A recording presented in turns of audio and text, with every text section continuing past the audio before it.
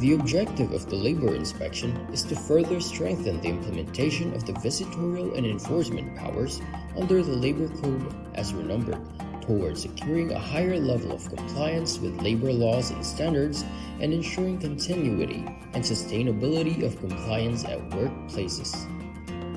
For this purpose, the Department of Labor and Employment delegates this function to the regional offices with the issuance of a list of labor inspectors who are given the authority of conduct inspection, which covers all private establishments, including their branches and workplaces in the regions. The regional offices enforce labor laws and social legislation through the conduct of labor inspection, occupational safety and health investigation, and technical and advisory visit. Special inspections may be conducted as may be deemed necessary. With the provision for mobile devices and gadgets, the DOLE developed an inspection management information system. An important feature of the system is data capture and transmittal from the field in real time, as an electronic checklist is filled up through the use of mobile devices and gadgets. Data are instantly available for viewing and processing to generate reports, statistics, and summons, including real-time monitoring of decent work indicators based on the country's decent work profile.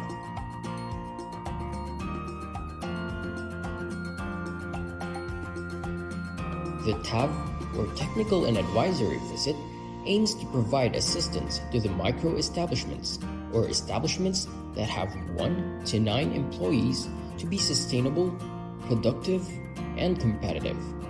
It also aims to transition our micro-establishments to the formal economy that is profitable, while also complying with our labor laws and occupational safety and health standards. There are different ways or modalities to avail TAV. First is the online method. Establishments can enroll in the self-paced technical and advisory modules through our learning management system. For establishments that opted to go with online, they must accomplish the modules within 1 month from the time they registered. Second is on-site.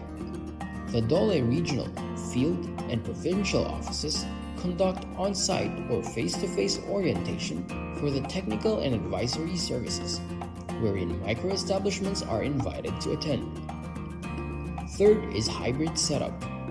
Establishments can enroll in on-site sessions and attend virtual meetings or webinars using various online platforms like MS Teams, Viber, Skype, Zoom, or Google Meet.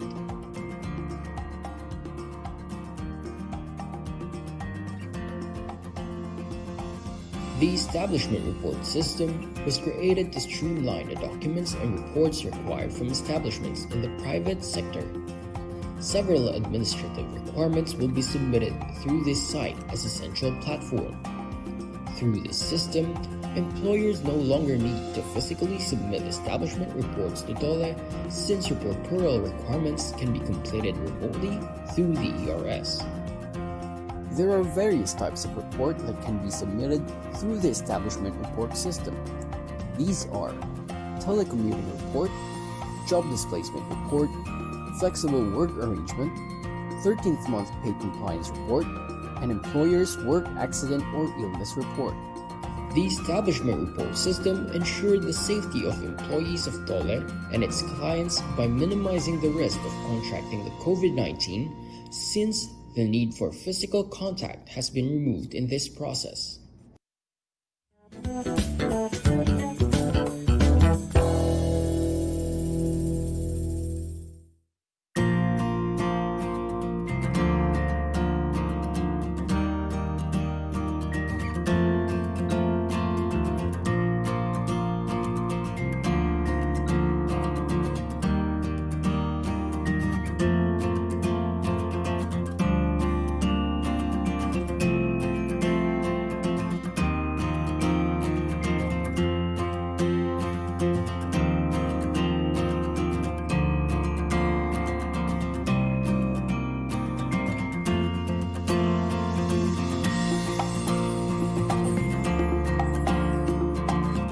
The objective of the labor inspection is to further strengthen the implementation of the visitorial and enforcement powers under the Labor Code as renumbered, towards securing a higher level of compliance with labor laws and standards and ensuring continuity and sustainability of compliance at workplaces. For this purpose, the Department of Labor and Employment delegates this function to the regional offices with the issuance of a list of labor inspectors who are given the authority of conduct inspection, which covers all private establishments, including their branches and workplaces in the regions. The regional offices enforce labor laws and social legislation through the conduct of labor inspection, occupational safety and health investigation, and technical and advisory visit. Special inspections may be conducted as may be deemed necessary. With the provision for mobile devices and gadgets, the DOLE developed an inspection management information system. An important feature of the system is data capture and transmittal from the field in real time, as an electronic checklist is filled up through the use of mobile devices and gadgets. Data are instantly available for viewing and processing to generate reports, statistics, and summons, including real-time monitoring of decent work indicators based on the country's decent work profile.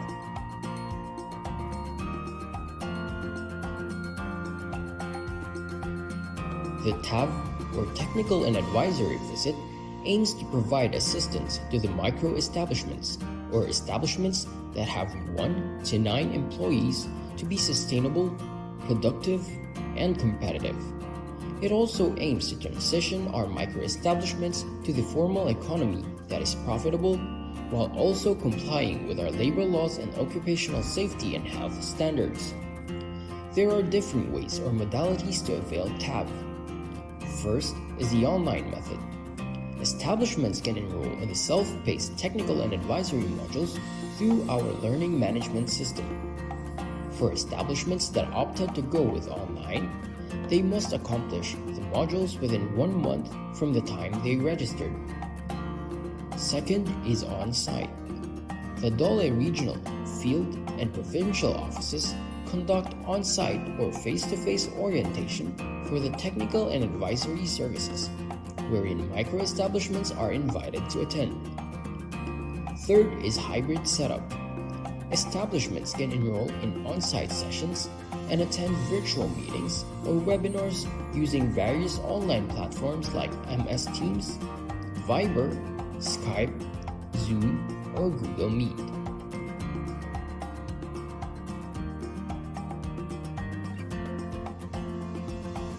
The establishment report system was created to streamline the documents and reports required from establishments in the private sector. Several administrative requirements will be submitted through this site as a central platform. Through this system, employers no longer need to physically submit establishment reports to DOLE, since reportorial requirements can be completed remotely through the ERS. There are various types of report that can be submitted through the establishment report system. These are telecommuting report, job displacement report, flexible work arrangement, 13th month paid compliance report, and employer's work accident or illness report.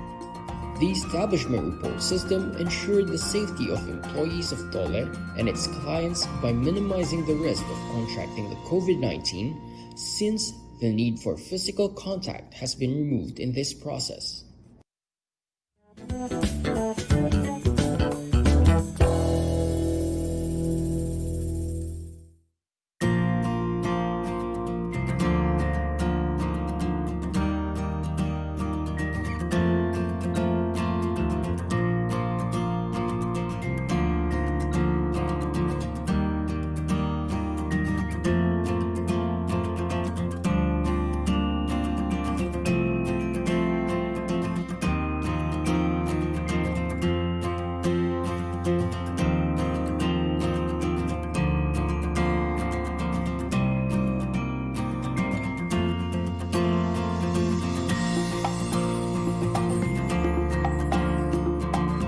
The objective of the labor inspection is to further strengthen the implementation of the visitorial and enforcement powers under the Labor Code as renumbered, towards securing a higher level of compliance with labor laws and standards and ensuring continuity and sustainability of compliance at workplaces.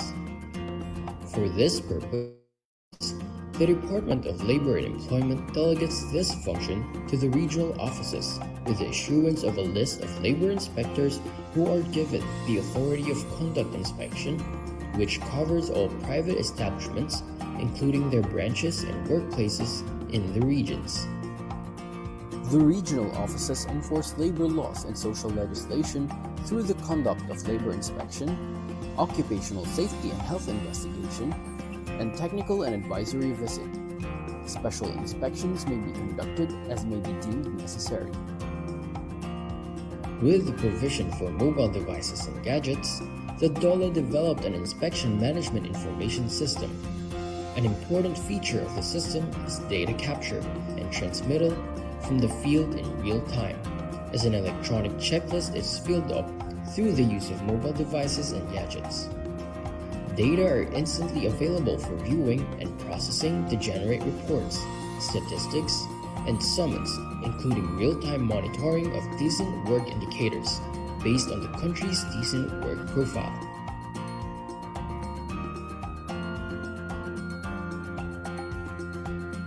The TAV, or Technical and Advisory Visit, aims to provide assistance to the micro-establishments, or establishments that have 1 to 9 employees, to be sustainable, productive, and competitive. It also aims to transition our micro-establishments to the formal economy that is profitable, while also complying with our labor laws and occupational safety and health standards. There are different ways or modalities to avail TAV. First is the online method. Establishments can enroll in the self-paced technical and advisory modules through our learning management system. For establishments that opted to go with online, they must accomplish the modules within 1 month from the time they registered. Second is on-site. The DOLE regional, field, and provincial offices conduct on-site or face-to-face orientation for the technical and advisory services, wherein micro-establishments are invited to attend. Third is hybrid setup. Establishments can enroll in on-site sessions and attend virtual meetings or webinars using various online platforms like MS Teams, Viber, Skype, Zoom, or Google Meet.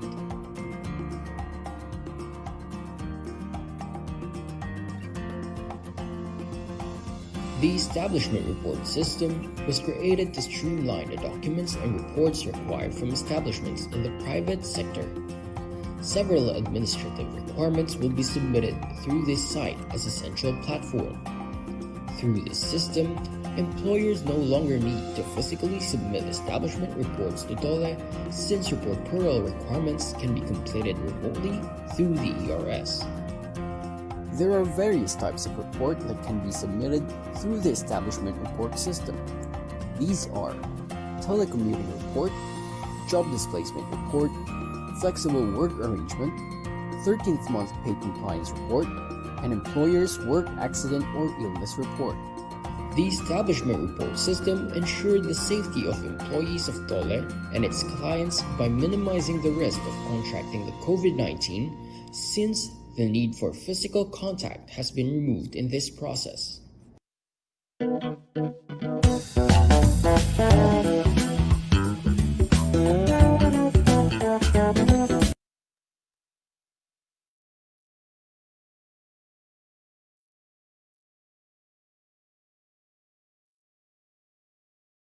Good afternoon, everyone. Magandang hapon po. Welcome to the very special episode of Webinar Wednesdays of the Department of Labor and Employment, hosted by the Bureau of Working Conditions. Today, we are bringing you a program dedicated to the celebration of World Day for Safety and Health at Work this coming April 28, 2024. I'm Anne Capitan, and I will be your moderator for today's webinar. Before we begin our program, let us start with a prayer. Let us bow our head and put ourselves in the holiness of God the Father, the Son, and the Holy Spirit. Dear Almighty and ever-loving God, we glorify and thank your name. You have showered us with so much blessings, and your presence continuously remind us of your faithfulness and guidance. May we humbly ask you to shower our speaker today of your greatest inspiration, so that he may share the most of his knowledge, his field of expertise, and to his respective topics. May we also absorb the invaluable knowledge, experiences, and put it into practice, that we may learn today. Your infinite blessing would mean the success of this webinar. May we be a living witnesses of your genuine love through the enactment of the knowledge acquired through this activity. We ask this in the name of your Jesus Christ, our Lord and Savior. Amen.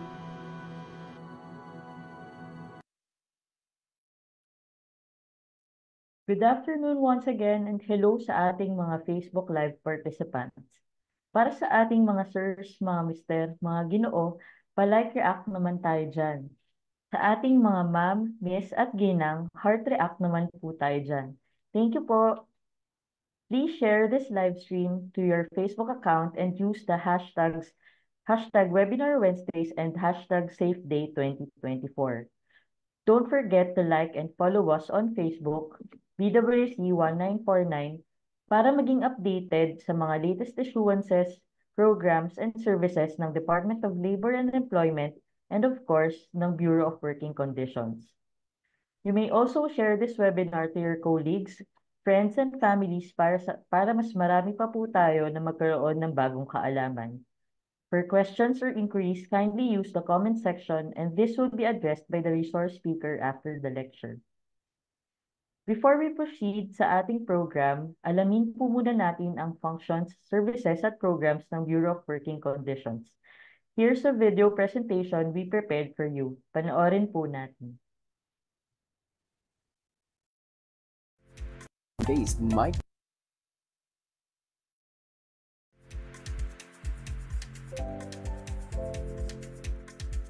The Bureau of Working Conditions is mandated to focus on performing policy and program development and performing advisory functions for the department in the administration and enforcement of laws relating to labor standards. Specifically, the BWC develops and prescribes labor standards and policies, programs, and devices relative to its administration and enforcement. It also exercises technical and functional supervision over the DOLE regional offices as they conduct administration and enforcement activities in their respective regions. The Bureau also conducts research in aid of safety standards, policy programs, measures and device development on labor standards. And lastly, the Bureau provides knowledge and information services on labor standards data, programs, and enforcement activities. There are 5 flagship programs of the Bureau, namely Labor Inspection, Technical and Advisory Visit, Policy and Program Development, Monitoring of Programs such as Construction Safety and Health Program, Technical Safety Inspection. And the last flagship program is the Case Management. The Labor Inspection Program ensures that private sector establishments employing workers comply with the general labor standards, occupational safety and health standards, and other social legislations intended to safeguard the rights of workers to just and humane conditions at work. This is in line with the visitorial and enforcement power of the Secretary of Labor and Employment under Articles 128 and 129 of the Labor Code of the Philippines, and it is the flagship program of the BWC for ensuring the continuity and sustainability of compliance in all workplaces. Small, medium, and large establishments under the sector's hazardous work, employing children, construction projects, Philippine-registered ships in domestic shipping, fishing vessels, contracting or subcontracting arrangements, subject of SENA referral, anonymous complaint, and request for inspection, and other establishments as may be determined by the Secretary of Labor and Employment are all covered in the Labor Inspection Program. The Technical and Advisory Visit, or the TAV program, aims to build the capacity of community-based micro-establishments towards sustainable compliance with labor standards. It seeks to facilitate easier access to government programs and services instrumental to addressing their compliance gaps, as well as to provide livelihood assistance and productivity training to further capacitate micro-establishments in improving their business operations. There are various training modules offered in TAB, namely General Labor Standards, Occupational Safety and Health Standards, Child and Family Welfare, Productivity Toolbox, and Visit Checklist and Action Plan. The Technical Safety Inspection is the inspection for the purpose of safety determination of boilers, pressure vessels, internal combustion engines, electrical installations, elevators, hoisting equipments, and other mechanical equipments. The Bureau is also responsible for the development of policies and programs. The Bureau takes the lead in the formulation and assurance of timely and relevant policies, guidelines, and advisories relating to general labor standards, occupational safety and health standards, and other social legislations that promote the rights at work, improve working conditions, and guide employers and workers in the private sector. There are other various programs that are handled by the Bureau of Working Conditions, Construction Safety and Health Program, Review and Evaluation of Technical Plans, Processing of Certificate of Appearance of PMEs and PEEs, Work Alert Reporting, Processing of Certificate of No Pending Case, Disposition of Labor Standard Appealed Cases, General Labor Standards and Occupational Safety and Health Queries and Requests for Inspection-related data, Medical Services or Assistance to DOLE personnel. And the BWC is also a member of various committees like NCACL, IACAT, LI Capacity Building Committee, Safety and Health Committee, Mental Health Program, and many more. The Bureau envisions well-guided employers and workers committed to a safe, healthful, and productive work environment, adaptive to industry trends and developments, and equitably enjoying the gains of joint endeavors.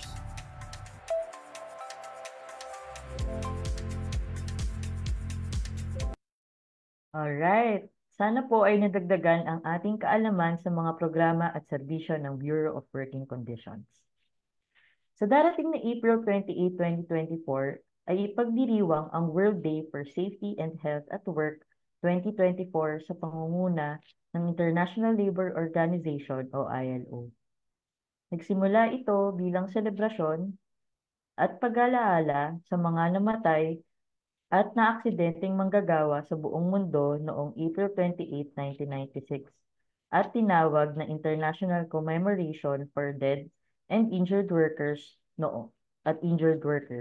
Noong 2003 naman, nag-umpisa ang International Labour Organization o ILO na makilahok sa pagdiriwang na ito at inumpisahan na rin tawagin ang selebrasyon na ito bilang World Day for Safety and Health at Work. Ang World Day for Safety and Health at Work tuwing April 28 ay hindi lang paggunita sa mga namatay at naaksidenteng mga manggagawa, kundi ay naging selebrasyon na rin sa pagbibigay ng halaga sa mga programa at aktibidad para mabawasan at maiwasan ang anumang aksidente at sakit sa mga lugar ng paggawa. Sa pamamagitan ng DOLE Department Order No. 44, Series of 2003, ang Pilipinas ay taon-taon na ring nakikilahok mula 2003 sa mga aktibidad, programa at kampanya para sa mga workers, employers, professional groups, and general public para sa selebrasyon ng World Day for Safety and Health at Work. Ngayong araw, ang Department of Labor and Employment sa pangunguna ng Bureau of Working Conditions ay magbibigay ng dagdag kaalaman sa ating publiko tungkol sa World Day for Safety and Health at Work na may temang Ensuring Safety and Health at Work Now in a Changing Climate. And to give his opening remarks, let us call on the Bureau of Working Conditions Head, Director Alvin B. Corrada. Thank you, Anne. And marami pong salamat sa lahat po ng nakikinig and who are viewing us through sa aming live stream po sa Facebook account ng Bureau of Working Conditions as well as the Department of Labor and Employment. Taon-taon po, we are celebrating yung World Day for Safety and Health at work. Pero ito pong 2024, maganda po yung theme na ginawa ng International Labor Organization because the theme now encourages government, employers and worker sectors and other stakeholders to examine yung impact ng climate change on occupational safety and health.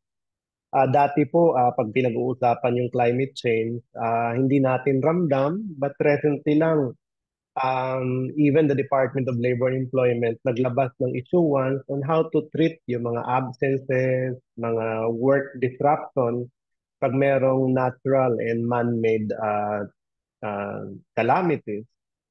Pero nito mga nakaraang araw, ang balita po palagi natin ay mataas yung temperature natin.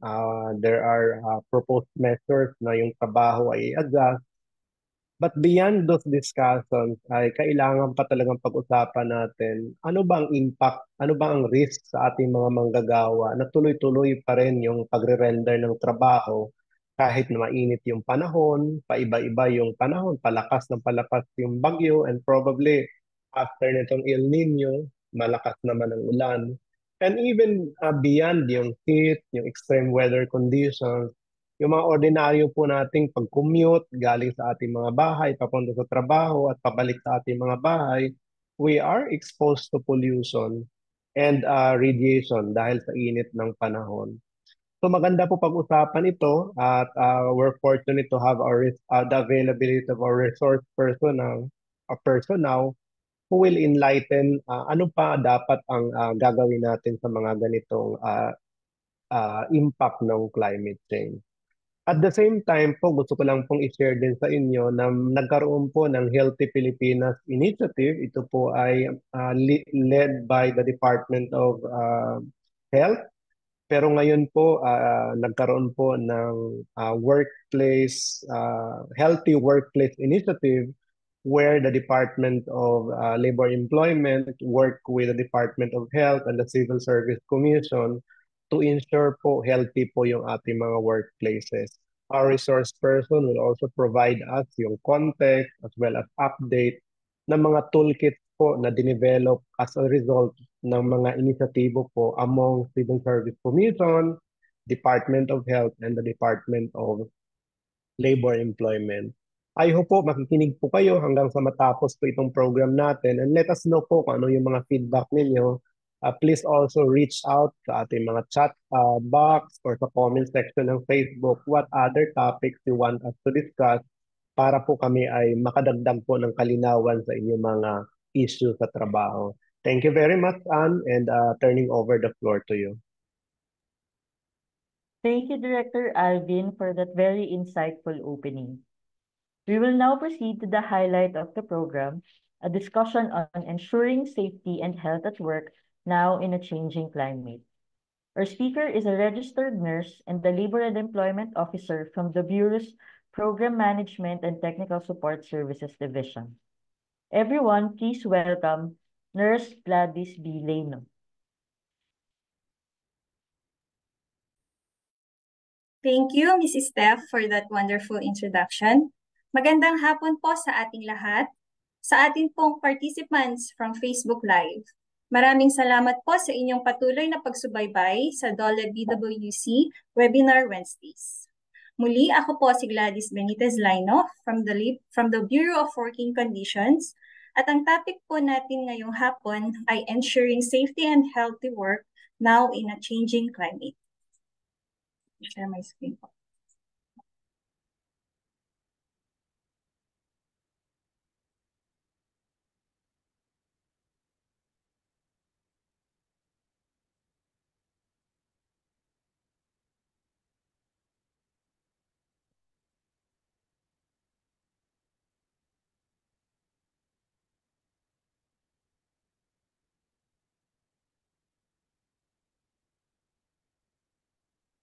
Ginanita din po natin ang Earth Day noong April 22 at ngayon naman pong coming April 28 ay atin pong ipagdiriwang ang World Day for Safety and Health at Work 2024 na may temang Ensuring Safety and Health at Work in a Changing Climate.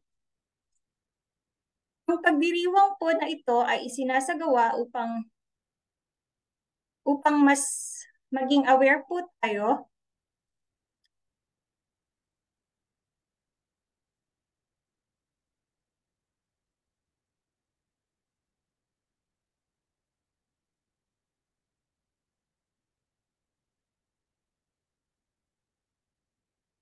Ayun po.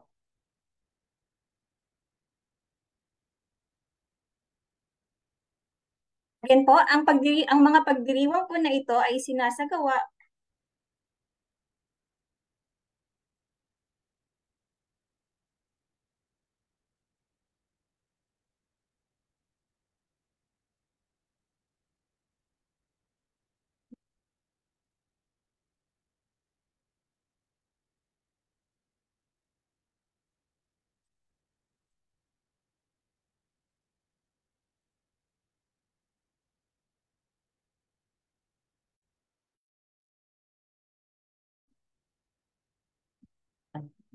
Ano po?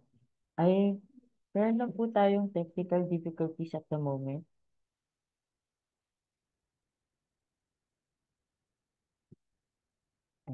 Meron na po tayong technical difficulties at the moment. Babalikan po tayo ni Miss Gladys Lino. Ayan. For sure, marami pong nang makaka-relate sa topic natin ngayon dahil maraming nakakaranas ng mainit na panahon. At ayan na nga po, nakabalik na po si Nurse Gladys.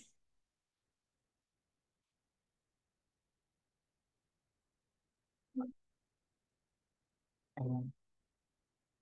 Comment naman po kayo dyan kung ano pong mga experiences nyo po ngayong mainit na panahon, lalo na po sa trabaho. Lahat po ba ay nasa aircon o nakababad po ba tayo sa labas palagi? Ano po ba yung mga experiences nyo sa nagbabagong panahon ngayon habang kayo po ay nasa trabaho? Paano po kayo nakaka-cope? I-share nyo po sa ating comment section. At ayan, balik na po tayo kay Nurse Gladys. Ayan po, pasensya na po, nagkaroon naman po ng konting problema po sa ating, ayan po. Muli po, ang ating pong topic ngayong hapon ay ensuring safety and healthy work now in a changing climate. Ginunita natin ang Earth Day noong April 22 at ngayong April 28 naman po ay ating ipagdiriwang ang World Day for Safety and Health at Work 2024 na may temang Ensuring Safety and Health at Work in a Changing Climate. Upang maging mas aware po tayo sa mga nangyayari sa ating kapaligiran at para mabawasan po at maiwasan ang mga aksidente at sakit sa mga lugar ng paggawa.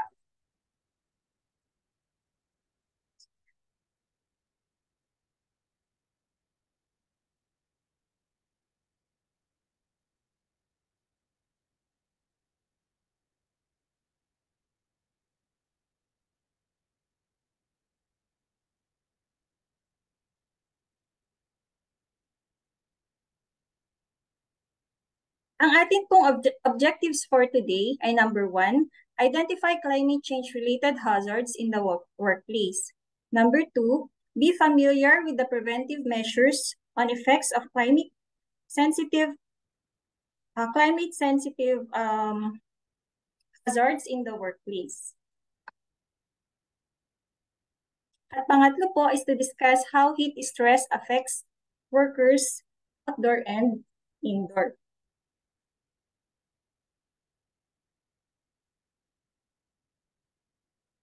Just a short quote po from Matt Gaes, climate change isn't something people get to choose to believe or not. It's happening.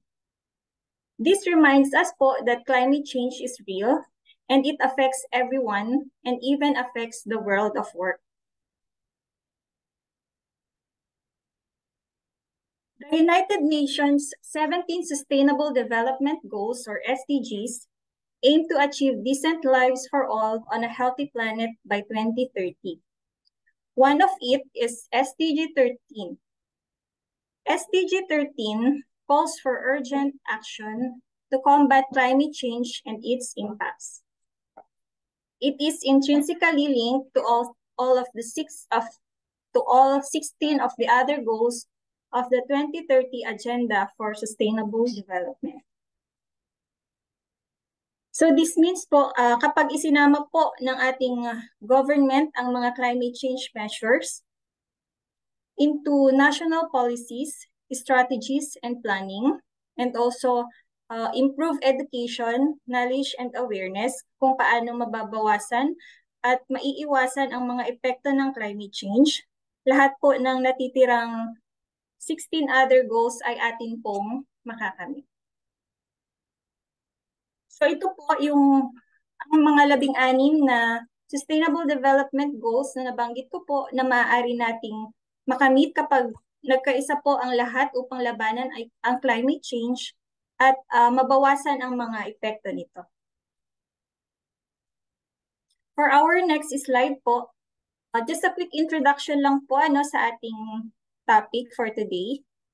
The working population is exposed daily to unavoidable climatic condition due to their occupational settings. Effects of the weather such as rain, heat, and air pollution may increase the risk of diseases, injuries, accidents, and even death during labor. This can, habang lumalala po ang climate change, ang mga workers po ang pinakamas naaapektuhan at hindi maiiwasan pong ma-expose sa malubhang pag-ulan at sa init ng araw. And even air pollution. Maaari din po silang magkasakit at maaksidente. At syempre po kapag nagkasakit po ang isang worker, this can result po in higher health costs, reduced quality of life, and production losses na maaari ding makaapekto sa mga manggagawa at sa mga kumpanya. Nearly every sector may be affected, not only for outdoor workers but as well as indoor workers, especially in heat-intensive or physically demanding industries.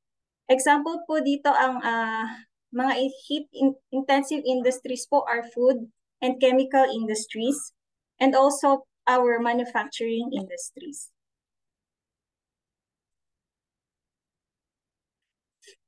Hindi lamang po nakakaapekto physically ang climate change, kundi nakakaapekto din po ito sa ating mental health. Ang atin din pong access to clean air, safe drinking water, nutritious food, and shelter. Also po, exposure to extreme weather events such as heat waves, storms, and floods may increase health impacts from climate change.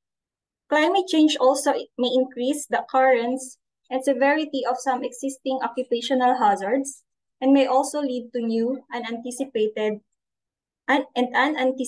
risk. Example po sa ating occupational hazard ay ang physical hazard, which is yung exposure po to extreme hot temperature na pwedeng mag-lead po sa bago at hindi inaasahang panganib.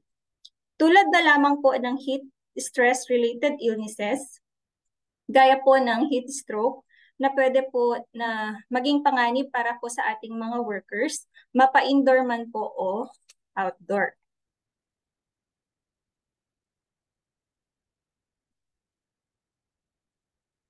Ang ating pong mga outdoor workers or the people working outside are at risk of increased exposure to UV radiation under a changing climate.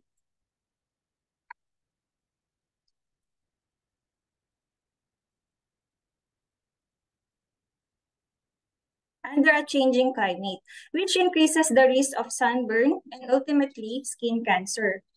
Direct exposure to solar radiation may also impair motor cognitive performance and increase the risk of injury.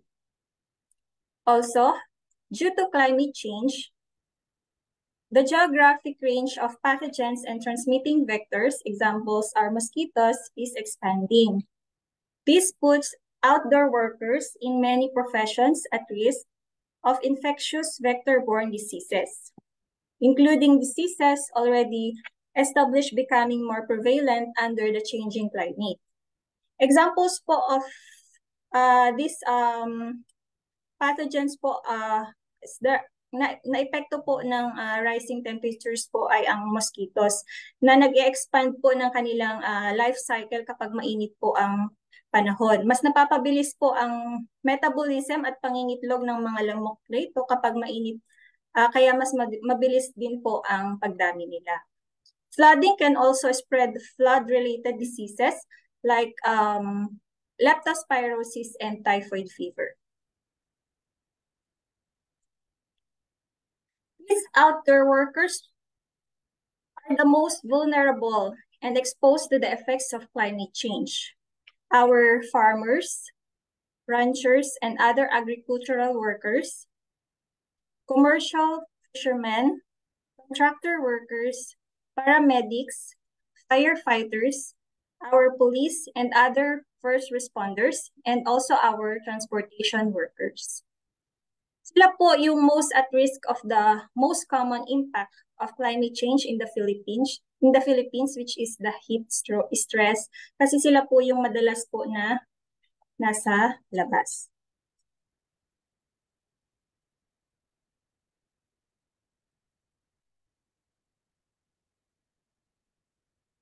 Heat stress po is a significant risk for outdoor workers, especially when they do intense physical work in direct exposure to sunlight and heat in sectors like agriculture, forestry, fisheries, construction, mining, and quarrying, transport and maintenance, and utilities. Extreme temperatures and heat waves during summer may cause heat strokes and heat-related fatalities among outdoor workers, including street sweepers and rubbish collectors. Ayun po, ang sobrang pagkababad po sa init at mainit na kapaligiran ay maaring magresulta sa heat exhaustion at heat stroke na kadalasan pong nararanasan ng ating mga manggagawa. As mentioned earlier din po, hindi lamang po ang mga outdoor workers ang mga maaaring maapektuhan ng heat stress, kundi pati na rin po ang mga indoor workers. Our indoor workers po are also at risk of climatic stress that may increase during heat waves, especially those who work in poorly closed buildings or in settings with high industrial heat production, carry out heavy physical work, or must use PPE in heat conditions. High temperatures also increase indoor carbon dioxide levels that can reduce cognitive capacities. High temperatures in combination with indoor air pollutants can also worsen the so-called sick building syndrome. So, ang example po of the workers who carry out heavy physical work or must use PPEs in heat conditions are our bakery workers, boiler room workers, and factory workers. Kailangan po nilang magsuot ng PPE para po maprotektahan sila sa mga aksidente na pwedeng mangyari habang sila po ay nagtatrabaho. Ang proper ventilation naman po is very important for indoor workers. Sa mga green buildings po, kasama na po sa kanilang pagpaplano ang proper ventilation. But for establishments na kailangan pong masukat ang kanilang work environment or WEM, pwede po silang mag-request po ng assistance sa Occupational Safety and Health Center o OSH or sa ating mga third-party testers para makita po kung normal pa rin po yung kanilang ventilation. Pwede po tayong Ang sick building syndrome naman po ay nagde-describe sa sitwasyon kung saan ang building occupant o ang isang worker ay nakakaranas ng mga simptomas ng pagkakasakit at discomfort sa mga oras na nasa loob ng isang building pero walang specific na sakit o dahilan na identified at nawawala din kapag ang occupants ay umaalis na po sa mismong building. Ang mga simptomas po na nararanasan ng occupant o ng worker ay pwedeng lumala or ma-aggravate dahil sa mataas na temperatura na may halong polluted air or maduming hangin na epekto ng hindi maayos na ventilation.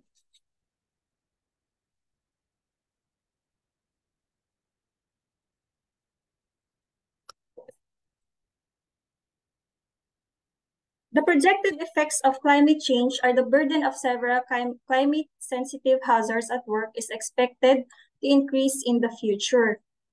These impacts are likely to be heterogeneous across the country, with regions that are currently exposed to high temperature expected to be impacted the most.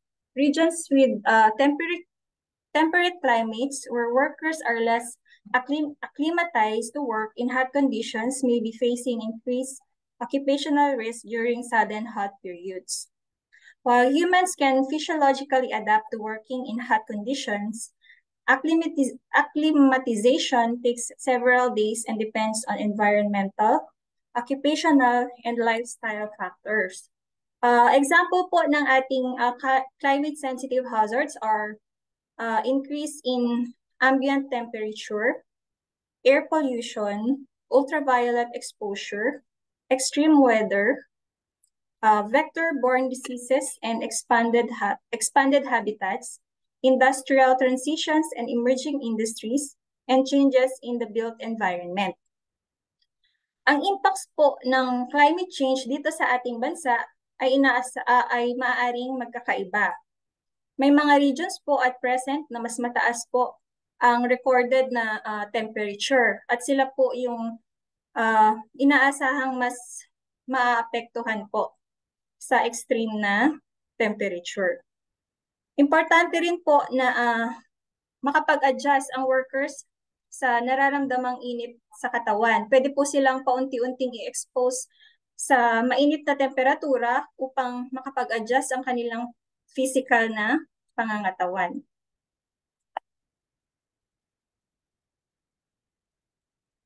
Dahil po sa epekto ng climate change, ang DOLE po ay nag-issue ng napapanahong labor advisory, which is safety and health measures to prevent and control heat stress at workplace, na ang pakay po ay upang mahikayat ang mga employers na ma-prioritize ang kalusugan at kaligtasan ng mga workers sa pamamagitan ng pag-i-implement ng mga tamang hakbang upang maiwasan ang heat stress sa mga workplaces.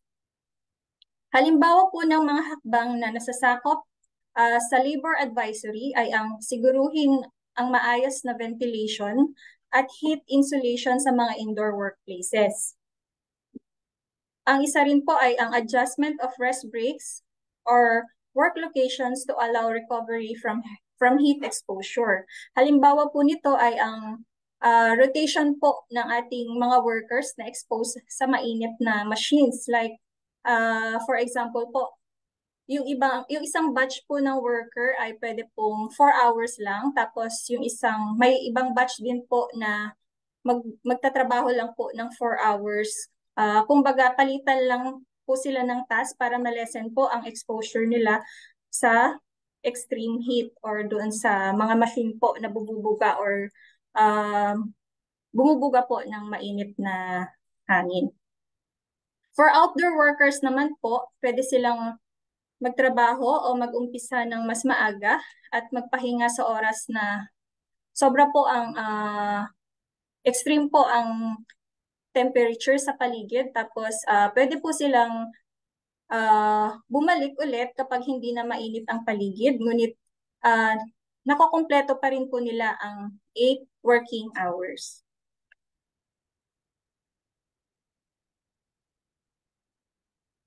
Ang magandang example po dito ay ang ating mga nasa agri-industry. Wherein madilim pa po o wala pang sikat ng araw ay pwede na po silang mag-umpisa para lang makaiwas po sila sa exposure sa matinding init ng araw. At pwede din pong mag-provide ang employers ng temperature appropriate uniforms o yung mga presko ang tela, halimbawa po cotton or dry fit, at PPE kagaya po ng hats, goggles with protection against UV rays, at ang provision po ng free and adequate drinking water. Isa rin po ito sa pinaka-importante, dapat lagi po tayong hydrated, lalong-lalo na po pag expose tayo sa mainit na temperatura. Ang mga advocacy po, advocacy campaign po ay para malaman ng ay isa rin pong importanteng hakbang upang malaman ng mga manggagawa ang mga simptomas ng heat stress at kung paano ito maiiwasan. Importante din po na may maayos na procedure or kung sino po ang unang pagsasabihan o i-inform, halimbawang magkaroon po ng heat-related emergencies sa mga workplaces.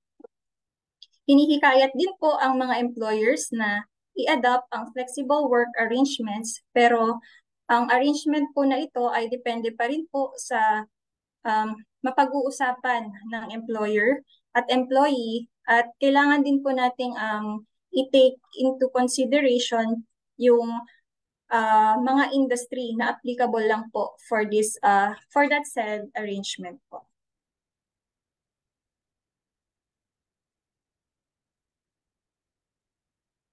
Other specific preventive measures could include providing sufficient shade, sunscreen, and protective clothing, adequate rest areas to cool down during breaks, providing vehicles equipped with air-conditioned closed cabins. Example po nito ay yung ating mga tractors, trucks, loaders, and crane operators. Kasi aware naman po tayo na yung mga cranes and trucks ay nakababad po talaga sa araw. So kung possible po, meron pong air condition yung kanilang sasakyan. Adapting working hours to avoid times of the day with high temperatures and UV exposure. Non-reflective surfaces to avoid UV reflection. Providing drinking water. As mentioned po, dapat lagi pong hydrated ang ating mga workers. Monitoring the temperature. Adapting work processes. Example nito is reducing heat release. And isolating machinery processes that generate heat or separating them from workers. Kung possible po na ma-isolate yung mga machines na pwedeng, na bumubuga po ng mainit na hangin, ay i-isolate po natin para ma-lessen po yung exposure ng ating mga workers.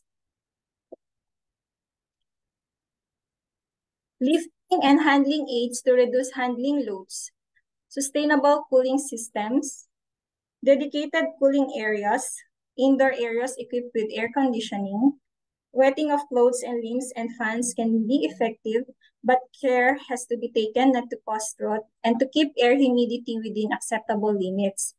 Kung maaari po, gumamit ng mga machines na makakatulong sa pagbubuhat upang mabawasan po ang physical efforts ng ating workers. At kung kaya po ng mga companies na makapag-provide ng air conditioning para sa cooling system po.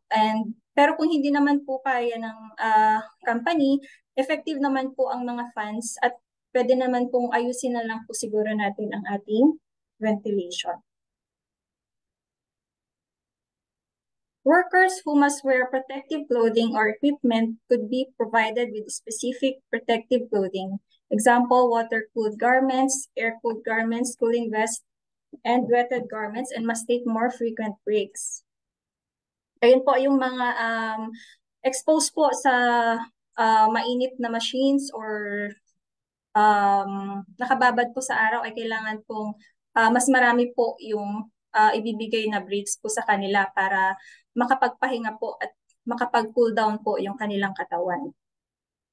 Review and improve existing regulations and guidelines to protect workers, to include disaster preparedness.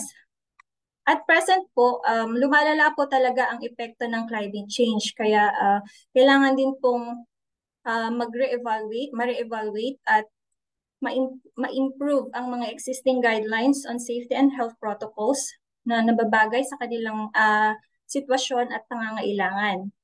Maaari po tayong humingi ng technical assistance sa pinakamalapit na DOLE Regional Office para po ma-guide tayo sa mga guidelines na pwede po nating ilagay. Maaari din pong isama sa ating OSH program ang disaster preparedness. Halimbawa po dito ang paghahanda para po sa malubhang pagbaha na lagi nakasama rin po sa nararanasan nating epekto po ng climate change. Kung ano-ano po ang mga dapat gawing hakbang upang makaiwas sa mga flood-related diseases like yung nabanggit ko po kanina, yung leptospirosis, typhoid fever, and to include yung hepatitis A po.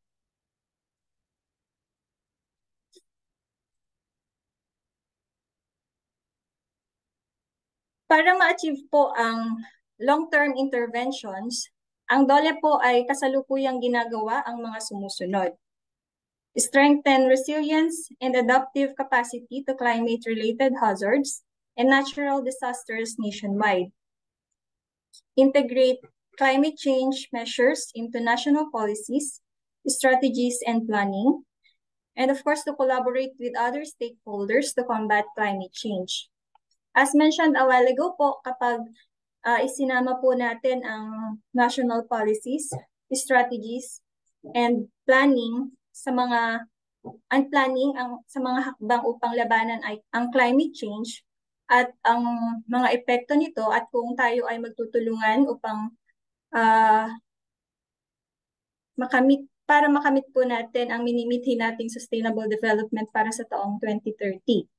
Kailangan din po nating makipagtulungan sa ating mga stakeholders para labanan ang climate change at kasama po ang DOLE sa mga advokasya para sa pagbabago ng klima.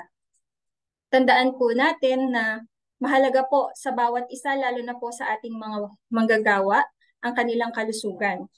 Kung maayos po ang lugar ng paggawa, magiging ligtas at malusog po ang ating mga manggagawa na siyang layunin po natin sa ating paksa ngayon. And that ends my presentation po. Kung meron po tayong karagdagang tanong or clarification, pwede po tayong mag-visit sa DOLE website or tumawag sa DOLE hotline 1349. Maraming salamat po. Ayan. Thank you very much, Nurse Gladys, for the very thorough and informative discussion about ensuring safety and health at work now in a changing climate. Kahit ako ay maraming natutunan. So, sa panahon ngayon ay napakahalaga na siguruhin ang kaligtasan at kalusugan sa lugar ng trabaho sa kabila ng patuloy na pagbabago ng klima o climate change. Ang pagtaas ng temperatura, matinding pagbuhos ng ulan at iba pang mga epekto ng pagbabago ng klima ay nagdadala ng mga bagong hamon sa kalusugan at kaligtasan ng mga manggagawa. Mahalaga ang pagpapatupad ng mga hakbang upang masiguro ang kaligtasan ng mga manggagawa, pati na rin ang kanilang kalusugan sa kabila ng mga pagbabago sa kapaligiran.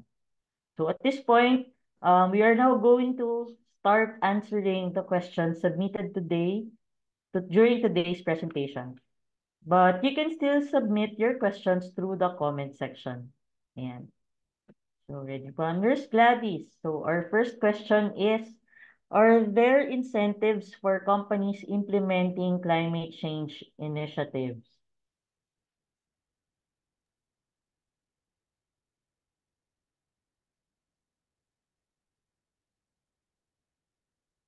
Hello po. Hello po.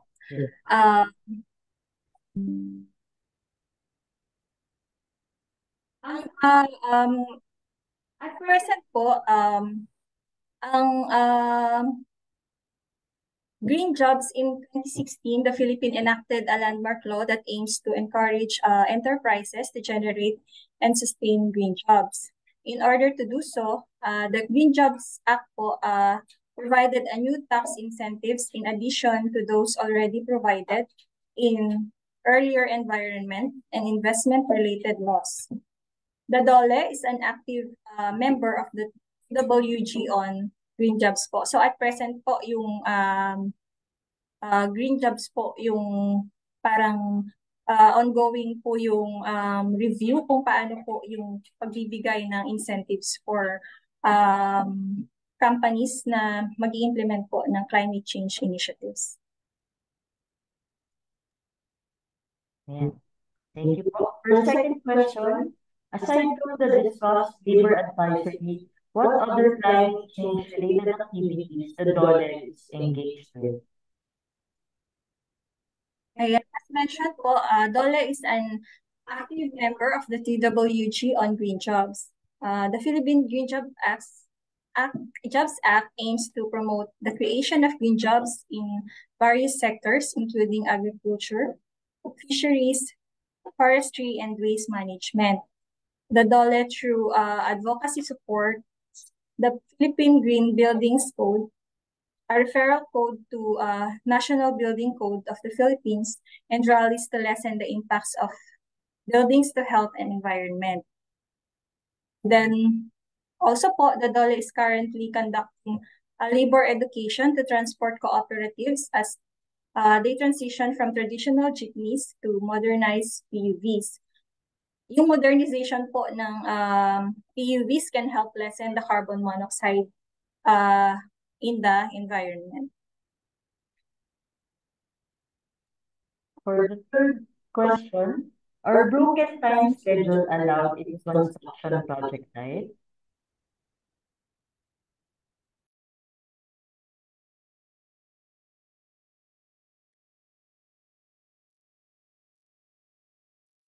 Ayan, ang broken time schedule po refers to one where the work schedule is not continuous, but the work hours within the day or week remain.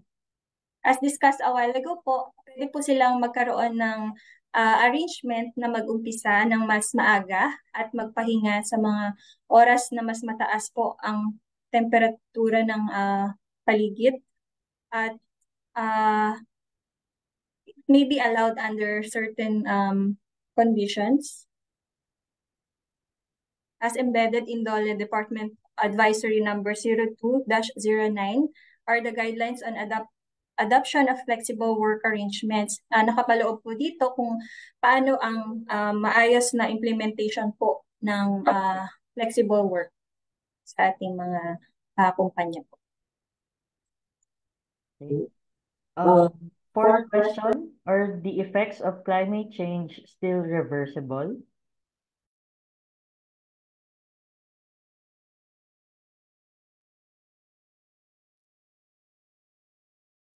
Perhaps po, the effect of climate change, we can refer it to the experts po.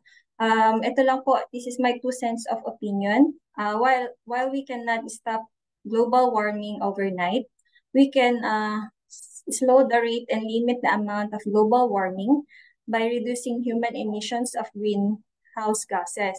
Yun na-mention po kanina na yung jeepney modernization ay isa pong paraan para po makatulong na mabawasan ang emission ng greenhouse gases.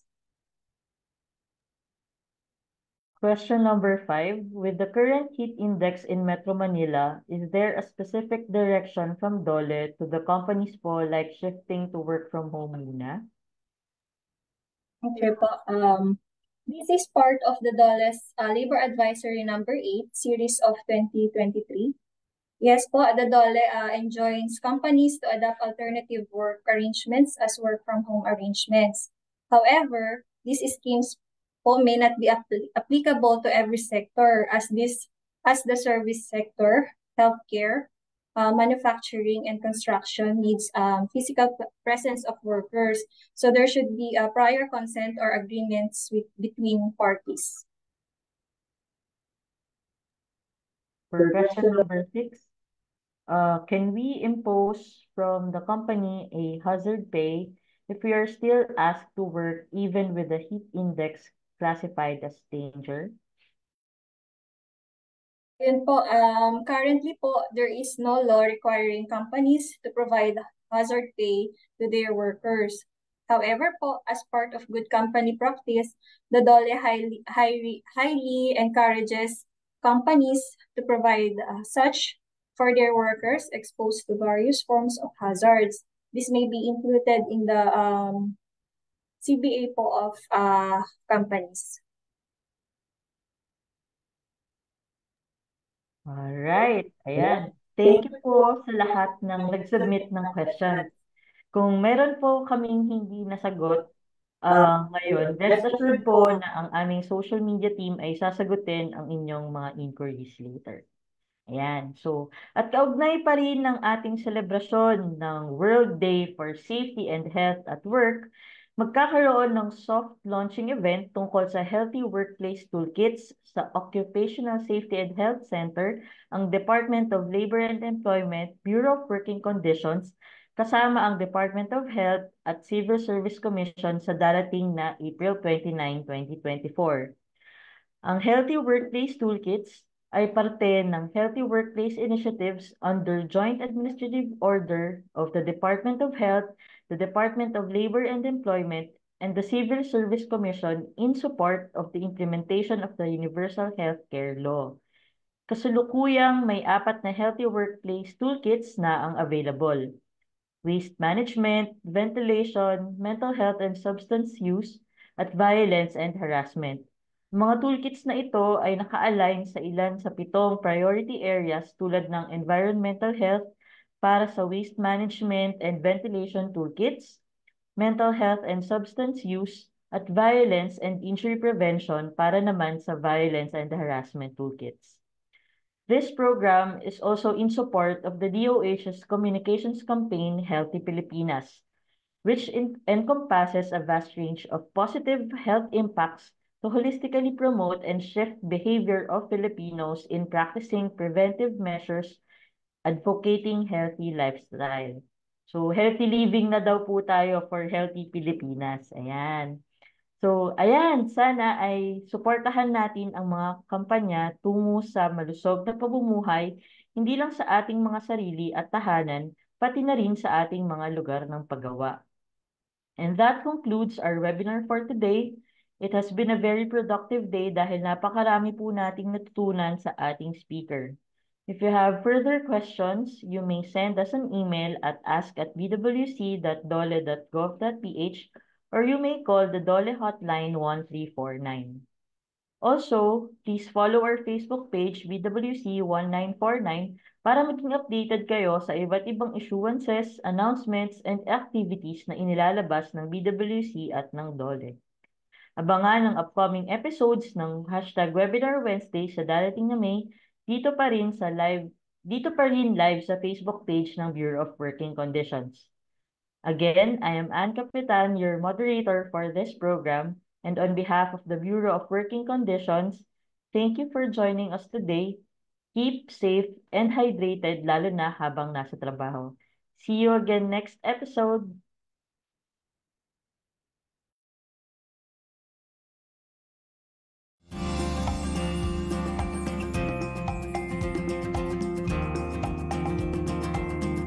Para sa mga katanungan at karagdagang impormasyon, maaari po tayong tumawag sa DOLE Hotline 1349 o sumumbuni sa mga DOLE Regional o Field Office na nakakasakop sa inyong lugar paggawa.